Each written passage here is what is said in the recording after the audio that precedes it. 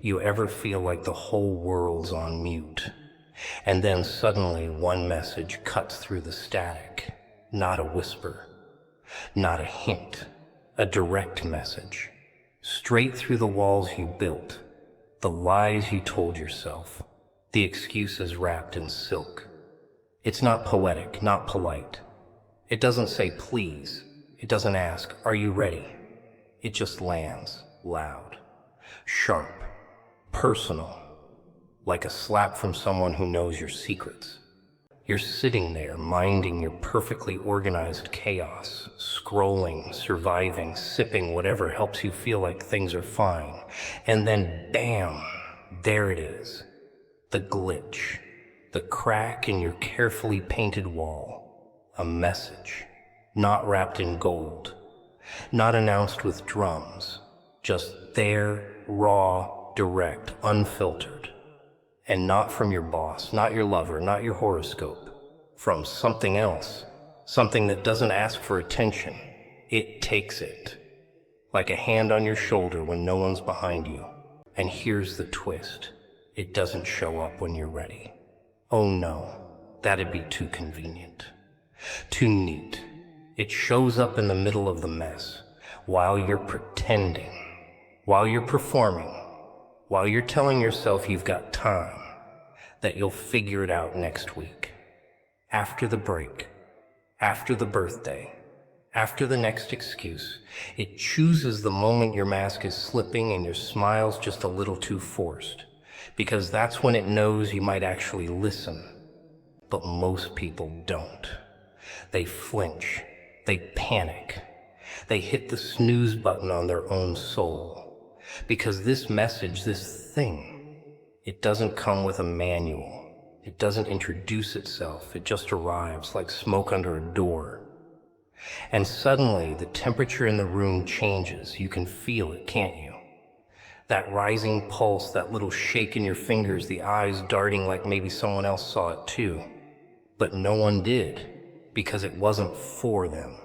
See, the beautiful madness of it all is that it knows exactly who to tap on the shoulder. It doesn't waste postage. It doesn't send mass texts. It delivers straight to the only person who can do something about it. You. The one hiding behind schedules and small talk. The one who's been building a life around avoidance, hoping no one notices the gap between what you show and what you feel. But the message saw it. The message knows. And it doesn't knock politely. It walks in like it owns the place. And people want to believe the universe will wait until they're ready. Like divine timing comes with a calendar invite. But that's not how it plays. It's not waiting for your healing. It's not adjusting to your insecurities. It speaks now. And if you ignore it, that's your choice. But the room doesn't go back to normal. Something shifts. The mirror cracks. The silence starts echoing differently. Because once you hear the truth, even if you pretend you didn't, it stays. It burrows in. It waits. And what really drives people mad, the part that keeps them up at night, is that the message didn't ask for permission. It didn't come in love. It came in urgency. And that shakes the whole foundation, doesn't it? Because now you've got this voice, this weight, this crawling under your skin. And it won't go away with sleep or sex or scrolling. It's yours now, branded, etched, a reminder that you're not just some background extra in your own life. You can keep pretending it was just a weird dream, a passing thought, some random emotional static. You can tell yourself it wasn't real, it wasn't meant for you. But deep down, under all that noise, you know better. You felt it. That moment, that message, it wasn't about changing the world. It was about waking you up. You think if you don't look at it, it goes away. If you don't respond, it loses power. That the silence between your ears can swallow the message whole, like it never happened. Like the voice didn't slip through the cracks of your carefully staged life and whisper something that made your spine stiffen and your heart skip half a beat. But here's the catch. Once you've heard it, once it's touched that little part of you pretend doesn't exist, it doesn't disappear. You ignore it. Sure. People do. They bury it beneath bills and brunch and broken promises. They shove it under to-do lists and motivational quotes that are just vague enough to mean nothing. But the message doesn't fade. It mutates. It turns into that weird feeling when you're surrounded by people and still feel hollow. That tightness in your chest when you laugh too hard and wonder why it didn't feel real. It becomes the quiet dread in the pauses. The thing you don't talk about but carry like a secret itch under your skin. It's not about guilt. It's not about morality. It's about recognition. Something spoke to you. Direct. Specific. It knew your weight. It knew your fears. It knew where you hide the things you don't even admit to yourself. And you looked it in the eye and said, not now, not yet, maybe later. And maybe you really believed that. Maybe you thought you'd circle back. But messages like that aren't emails. You don't get to flag them for follow-up. You either act, or you start rotting from the inside out. And the rot isn't dramatic. That's the worst part. It's subtle. Slow. You don't wake up one day screaming into the void. You just stop feeling the highs. The little wins don't taste the same. The moments that should matter don't. Because the message made you aware of something real, and now nothing else stacks up. You tasted truth, and then pretended you didn't. That kind of denial doesn't just sit quietly, it festers. And you can tell yourself stories, oh, people love stories, that it wasn't real, that it was stress, fatigue, hormones, that the voice was your imagination. But deep down, even in the darkest corner of your mind, you know, you heard it. You were called out. You were chosen, not in the shiny, heroic way, in the terrifying blood and teeth kind of way. The kind of chosen that requires you to break, to shed, to become. And when you don't, when you stay small because small feels safer, that's when the message becomes a shadow. It follows you into every decision, whispering what could have been. It shows up in people's eyes when they say they admire you, and you know damn well they don't see the version of you that was supposed to exist. The one that got buried the second you shrugged and said, maybe later. People think the danger is in disobedience, that if they ignore the divine, they'll be punished. But the real punishment isn't fire and brimstone, it's emptiness. It's watching your life unfold like a film you've already seen. Flat, predictable, silent. The kind of life that doesn't crack or explode, it just drifts. Because when the message hit, it lit a match, and you blew it out before it had the chance to burn down what needed to be burned. You didn't erase the message, you just absorbed it. Let it settle into your bloodstream. Let it infect your routines. Now every smile is a little too forced, every moment a little off-key, every quiet night just loud enough to remind you that something once spoke clearly, directly, and you chose to pretend you were deaf. You were expecting something nice, weren't you? A warm feeling, a flash of clarity, maybe a tear running down your cheek as soft music swells in the background. Something cinematic, something clean. But no, the message didn't come dressed for dinner. It didn't bring flowers. It kicked in the door wearing a crooked smile and muddy boots, dragging all your excuses behind it. And it didn't speak in riddles. It didn't ask for permission. It said what it came to say and waited to see if you'd flinch. And that discomfort, that's the point. The twist in your gut, the heat rising in your face, the sudden urge to move or scream or hide, that's how you know it's real. That's how you know it wasn't made by you. You don't scare yourself like that, not like this. You don't drop your own heart into your stomach without reason. But this thing, this shows up exactly where you've built your safest illusions. It finds the weak spot in your fantasy and presses. People hate discomfort. They run from it like rats from a spotlight. But this discomfort isn't punishment. It's precision. It's surgical. It shows you where you're bleeding out and pretending it's just a scratch. And it doesn't let you explain your way out of it. That's the worst part, isn't it? You try to talk to it like it's a friend. You try to negotiate, make deals, dress it up in language and logic, but the message just stares, unblinking, unimpressed. It doesn't want your words. It wants your change. You think if something makes you uncomfortable, it must be wrong. But what if that discomfort is a map? A red flag planted directly where you've been avoiding yourself. You feel the heat, not because it's danger, but because it's truth. Real, raw, relentless truth. Not the kind you read in books or post on your little timeline with a pretty font. The kind that rips. The kind that scratches until you acknowledge the wound. And it's not just what the message says. It's how it feels. Heavy. Personal. It doesn't float in like a dream. It drops like a body. You feel its weight even when you try to forget it. You carry it with you into conversations, into fake smiles, into quiet moments when you think no one's watching. It hums beneath your thoughts, reminding you that something inside you already knows what it refuses to admit out loud.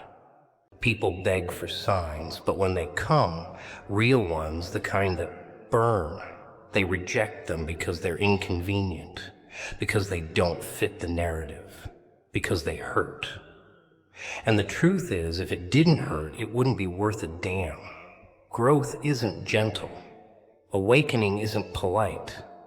The real stuff kicks your chair out from under you and dares you to stand back up differently. This message didn't come to make you feel better. It came to undo you, to tear through the lies you've been using as armor and expose the nerve. And the more it hurts, the closer it is to the thing you're not facing. That's the joke.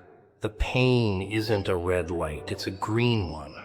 A signal that you've arrived at the place where change can finally start, if you stop running long enough to listen.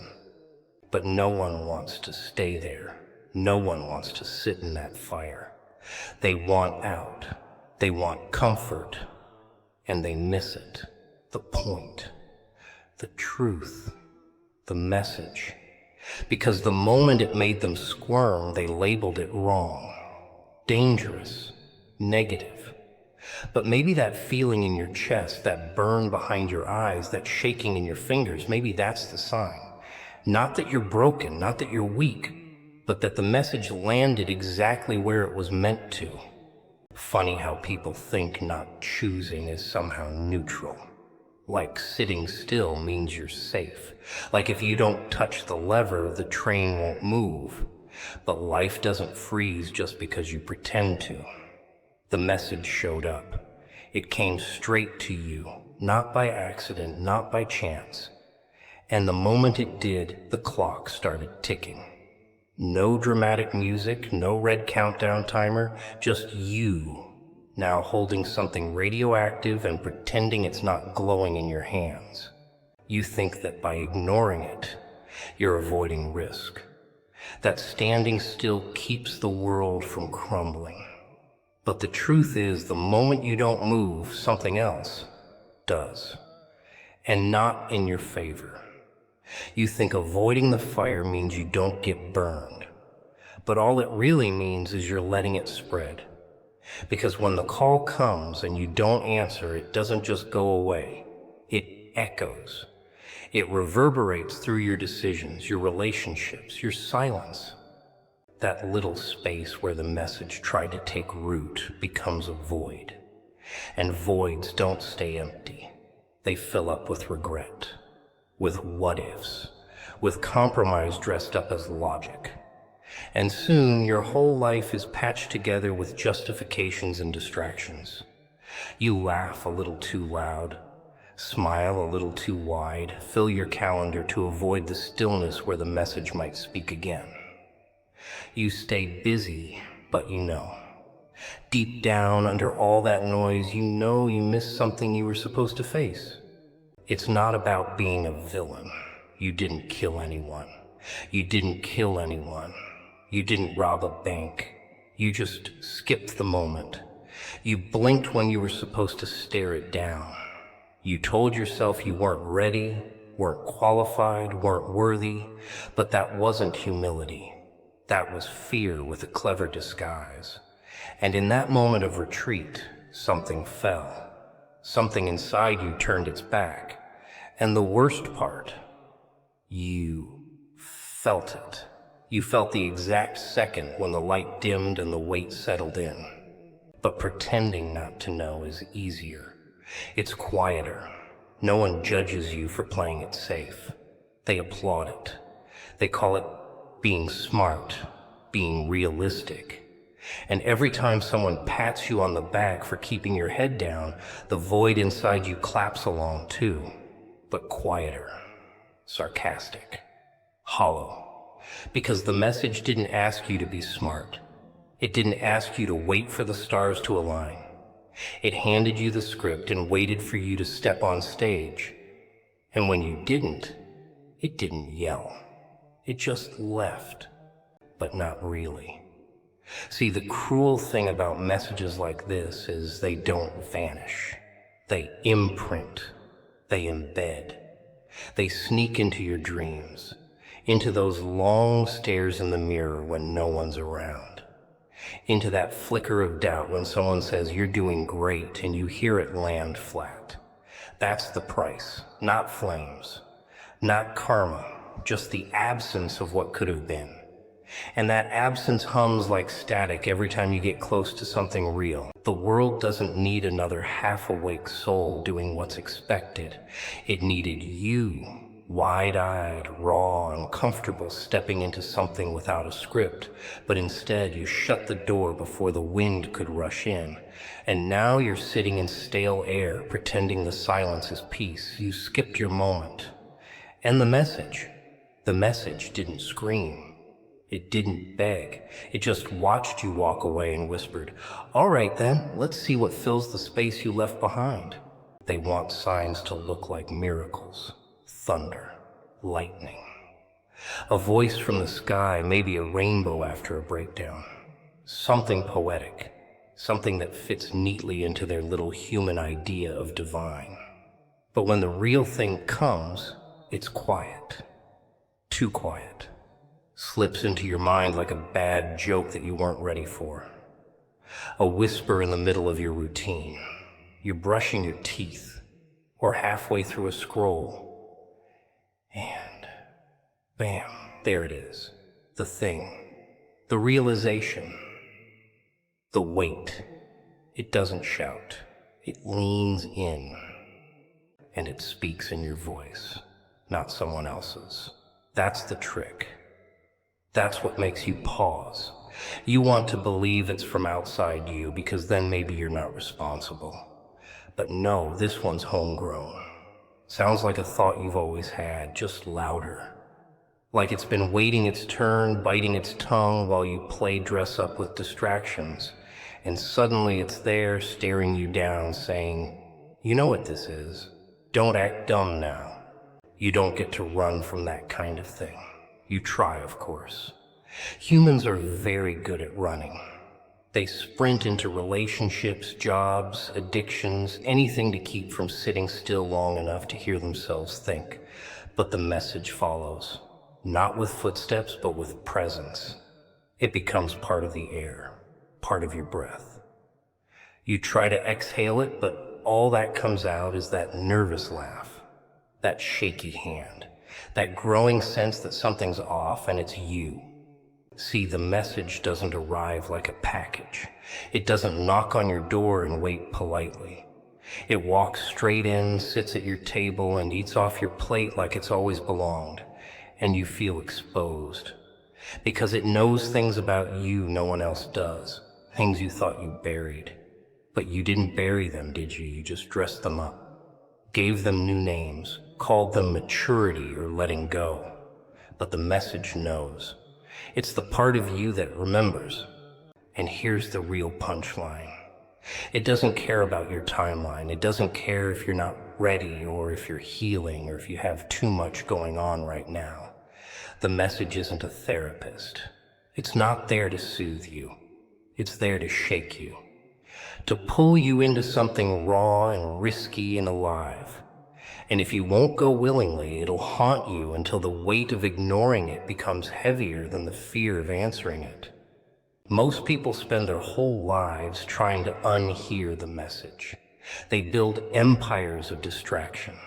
They surround themselves with noise, people, shiny things. But you can always tell the ones who are running. There's a look in their eyes, a flicker, a moment of stillness where you can see it. They heard it too. And they're hoping you didn't notice. It's not polite. It's not gentle. It doesn't come wrapped in velvet or laced with comfort. It's jagged. It's sharp. It cuts through the nice version of you and demands the real one. The one that's buried under all the pretending. It holds up a mirror, and not the flattering kind. No soft lighting. No filters. Just you, and what you know you're supposed to be doing, and all the reasons you're not.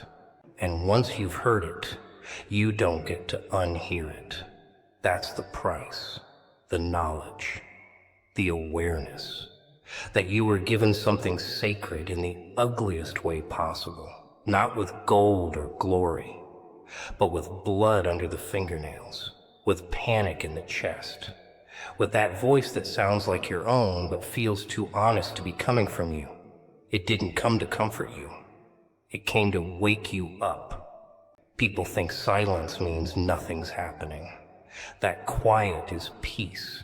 But silence, silence is where the real war lives. It's where the message hides when you pretend it's gone. Not gone, never gone, just watching, breathing, waiting for that 1 weak second when your defenses drop, when the noise fades, when the laughter stops feeling real. That's when it slithers back in, not to hurt you. Not at first, but to remind you it never left. You see, the message doesn't need to scream. It already knows it landed. It hit you somewhere deep, behind your practiced expressions and half-believed excuses. And now it just echoes.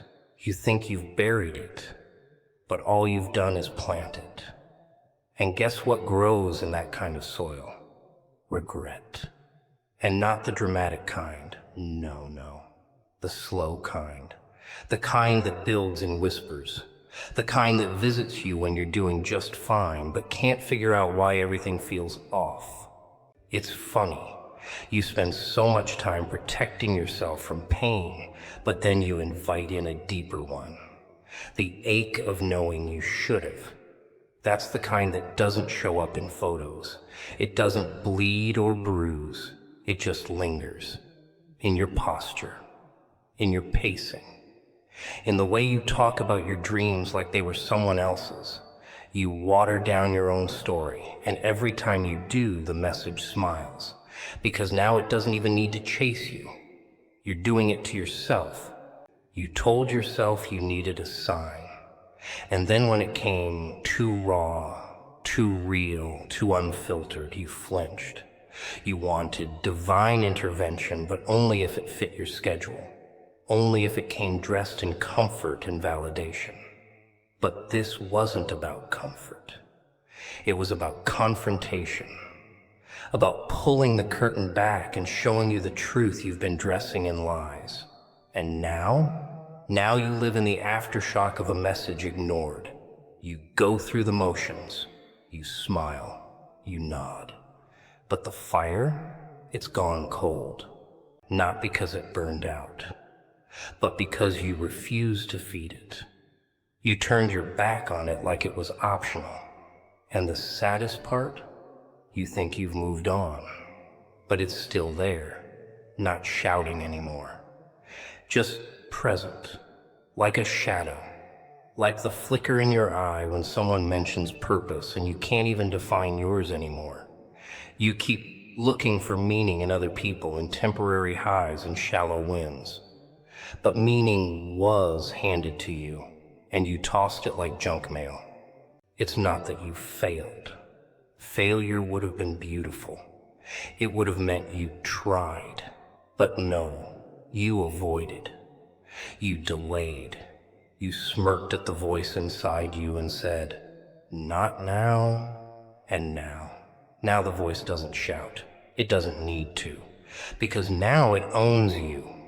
Every time you sit still long enough to remember, every time you almost speak the truth and swallow it back down, every time your heart races for no reason and you tell yourself it's nothing, it's that. It's the message, still alive, still waiting, still yours. And deep down, you know, you feel it in your hands when they're restless, in your throat when your words don't land, in your chest when the silence between conversations feels too loud. It's not anxiety, it's not boredom. It's the pressure of a calling you didn't answer, a voice you ghosted, a mission you walked away from because it scared you more than failure ever could. But it doesn't forget. That's the punchline. You think life moves on, but this part of it, the one that had your name carved into its bones, it remembers. It follows. Not to punish, no, that'd be too easy. It just lingers, waiting for the day you look in the mirror and finally admit that the silence isn't peace. It's the message still speaking, only now you're the one who's quiet. You know what's hilarious? People spend their whole lives searching for answers, praying for signs, crying out to the sky like someone owes them a revelation. And when it finally comes, not wrapped in gold, not glowing, no trumpets or angels, just raw, real, undeniable, they look at it, blink twice, and turn away, like it was a mistake, like they weren't ready. Like truth should have had the decency to knock first and ask permission to enter. But truth doesn't ask, doesn't beg. It crashes in like a drunk at a funeral, shouting your name with a smile and a secret. It doesn't care about your timing or your mood. It doesn't wait for your 5-year plan to clear up a little space. It just shows up, inconvenient, unwanted, and exactly what you needed. And that's when things get funny. That's when the dancing begins. Not joy. No. The other dance. The one where you shuffle sideways, dodge the moment, try to outwit something that already knows how the story ends. You think because you didn't answer, the message stops. You think silence kills it, but silence feeds it. It grows in the dark. It becomes this thing. This itch under your skin, this low hum that lives behind every joke you crack, every plan you make, every apology you fake. You dress it up as logic, maturity, even wisdom. But deep down, you know, you ducked. You hesitated when it was time to swing. And now it haunts you. Not like a ghost. No, too romantic. More like a reflection. A version of you that never got built.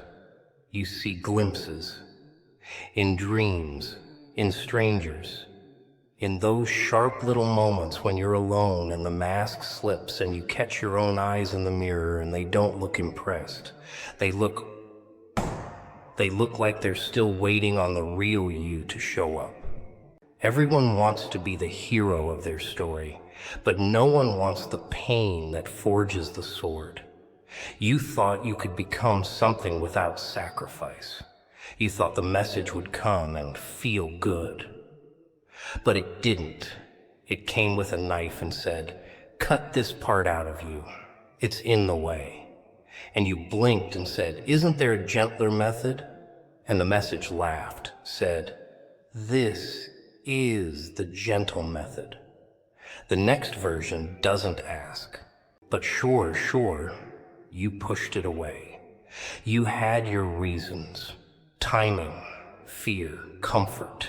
You built this fragile little house of excuses and hoped it would weather the storm. But the storm wasn't outside, it was you. You became the thing tearing at the walls, whispering to yourself at 3 a.m. that something's not quite right. And it's not because you failed, it's because you refused. You left the call ringing, and now every silence sounds like a missed opportunity. You keep moving forward like the message didn't matter. You find new hobbies, new people, new reasons to pretend you didn't hear it. But underneath it all is this tension, a pressure building inside a version of you that never got its moment. A version that was supposed to walk through the fire and come out laughing, scarred and glowing and alive. But instead, here you are, playing it safe, laughing in all the wrong places, pretending the audience isn't clapping for a character you barely recognize. And you wonder why joy feels diluted, why success feels empty. It's because the one who was meant to receive all that is still locked inside you, fists clenched, eyes wild, begging for a second chance at the moment you skipped. The message didn't disappear. It just turned into weight. And you carry it in your silence, in your hesitation, in that quiet fury that builds every time you see someone else answer their call and wonder what it would have felt like to answer yours. You ever hear something inside you and pretend you didn't? Not because it wasn't loud, not because it wasn't clear, but because it was. Crystal. Like a siren in a library. It didn't whisper, it roared. And for a moment, everything else went still. Your heartbeat, the noise around you, the lies you usually cling to like comfort blankets, all of it paused. And in that moment, something spoke, not from the sky, not from some holy book, from inside, deep, primitive, honest, terrifying. It didn't ask nicely. It didn't say when you're ready.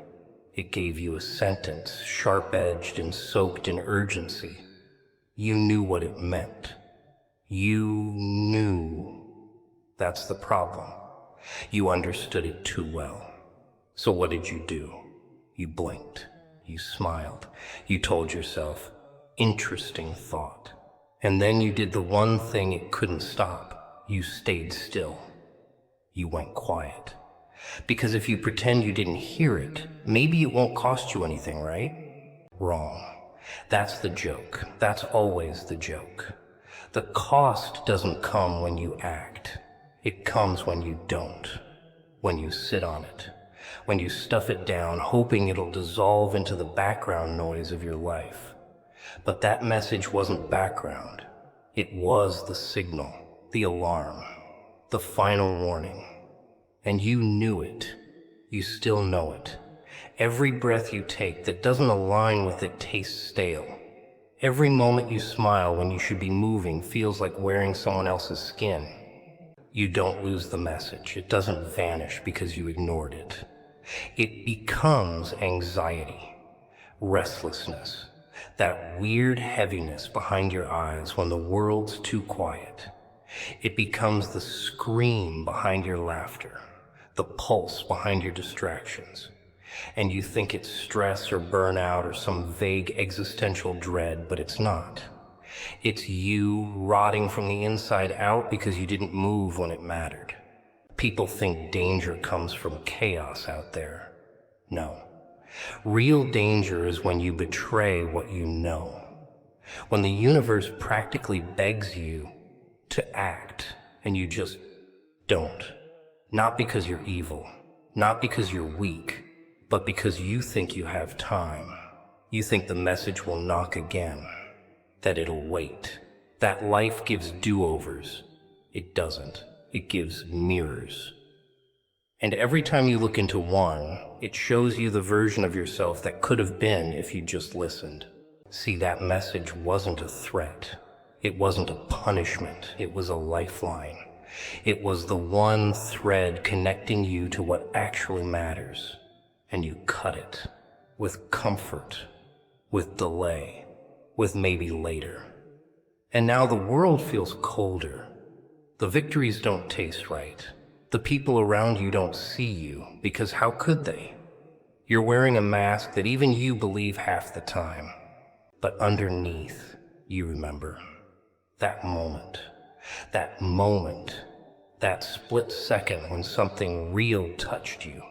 When the noise faded and the truth stood naked in front of you and said now. And you chose no. Not out loud, not dramatically, just quietly. A no built out of inaction, out of stillness.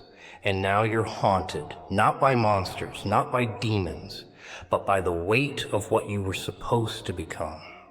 You tell yourself stories that the timing wasn't right, that you weren't ready. But deep down, you know, it wasn't about being ready. It was about being willing to listen, willing to move, willing to break the version of yourself that was built for survival and build something new out of the rubble. But you didn't. You paused, you hesitated. And in that hesitation, the message slipped from spotlight to shadow, from thunder to whisper, from salvation to memory. And that memory doesn't fade.